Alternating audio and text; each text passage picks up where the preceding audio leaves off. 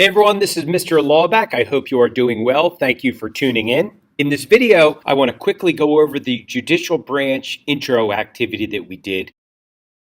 Now in class, we have already shared what our brainstorming research going online and finding out stuff about the federal court system. So we already did that. And then we mentioned a couple of the famous U.S. Supreme Court cases throughout history and what they were pertaining to.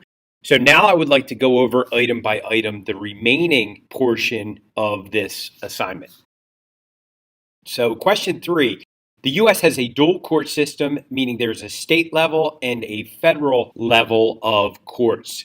Each level has its own jurisdiction, meaning the power to rule or make legal decisions. So first, state courts. Think Pennsylvania. Here we have a Pennsylvania State Supreme Court. We actually elect those justices on our state Supreme Court. They function out in Harrisburg. There's only one. There are state appeals courts as well. They are throughout the state.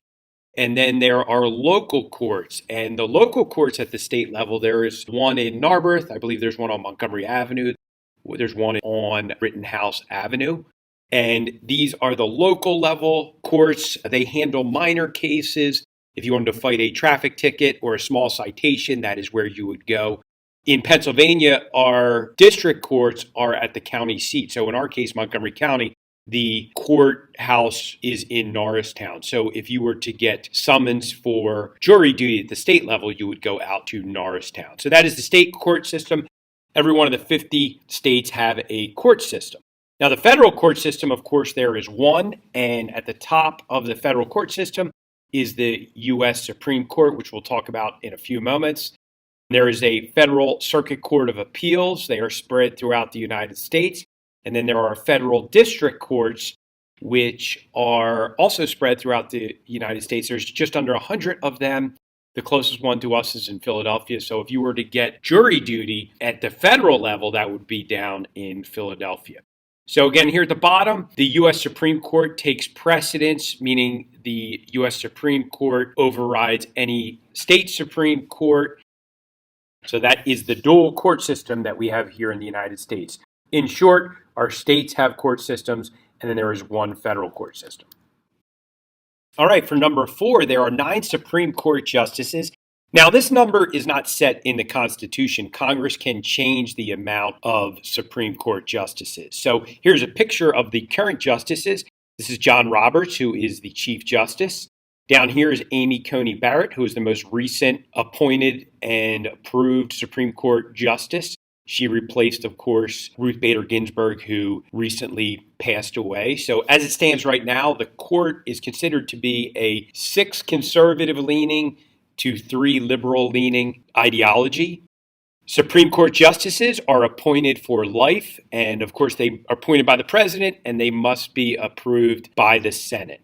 There are no official requirements for being a Supreme Court justice in the United States. You just need to be nominated by a president, and that nomination must then be approved by the Senate.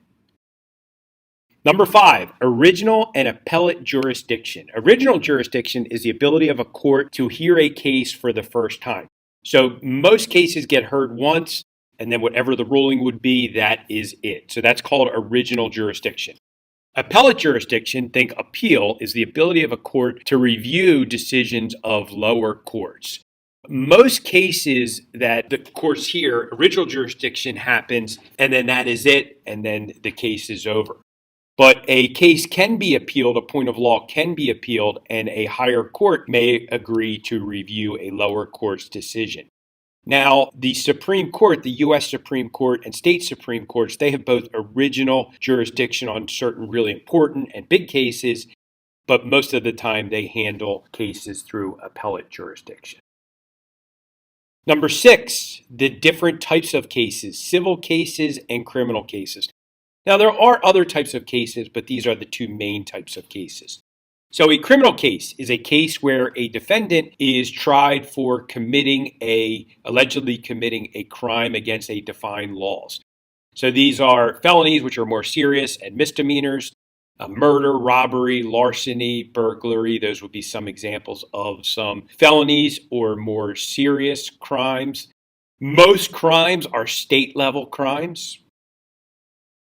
Civil cases are cases involving a non-criminal matter, such as a contract dispute or if someone is suing someone.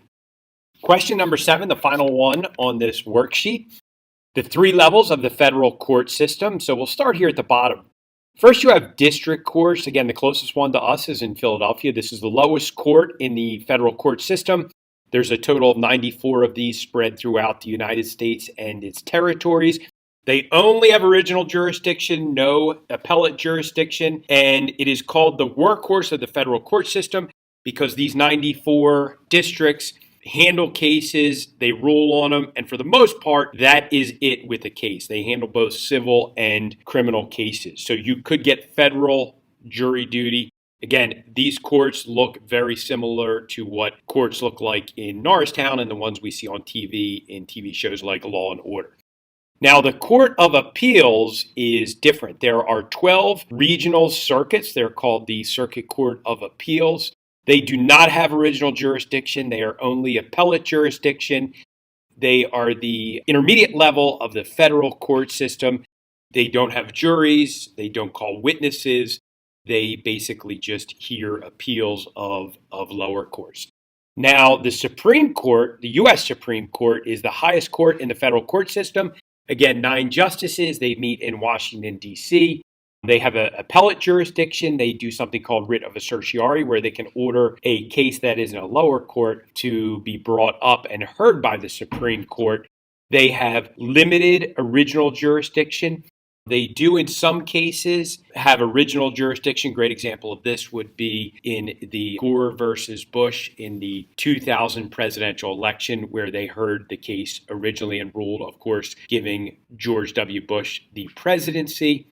So this is what the hierarchy of the federal court system looks like.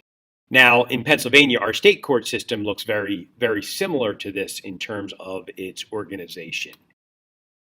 Now, a couple of final thoughts closing out this assignment. Federal courts can override state courts, so keep that in mind. In the spirit of federalism and the supremacy clause, the federal court system can override state courts. Each state has a Supreme Court. Most cases are handled by state courts. So most of the crimes and civil cases are handled by the many, many state courts throughout the United States. Most cases are only heard once. So while we will talk about appeals, it is not something that happens very commonly. Most of the time, a court will rule on something and that will be it. Original jurisdiction. For the remainder of this video, we are going to go over what courts actually do. So this is not just state courts or just federal courts, but courts collectively. They settle disputes. So maybe a dispute between 2 people, between 2 companies, between a person and a company, between government entities. They will settle disputes. Settling disputes is an example of civil cases. They determine if someone broke the law. So this might be state level or federal level. They will determine if a law or statute is broken. They also determine the constitutionality of a law or a government action. We will talk a lot about precedent. And a precedent is an early ruling that is regarded as an example or guide to be considered in subsequent similar rulings. So, for instance, Roe versus Wade set the precedent that abortion must be legal in all 50 states. So, as we study the judicial branch, we will focus mostly on this function of the courts that determine the constitutionality of a law or a government action. I hope this helps as an introduction to the judicial branch. If you have any questions, please let me know in class or via email. This video will be posted on Blackboard for you to check out again if you would like.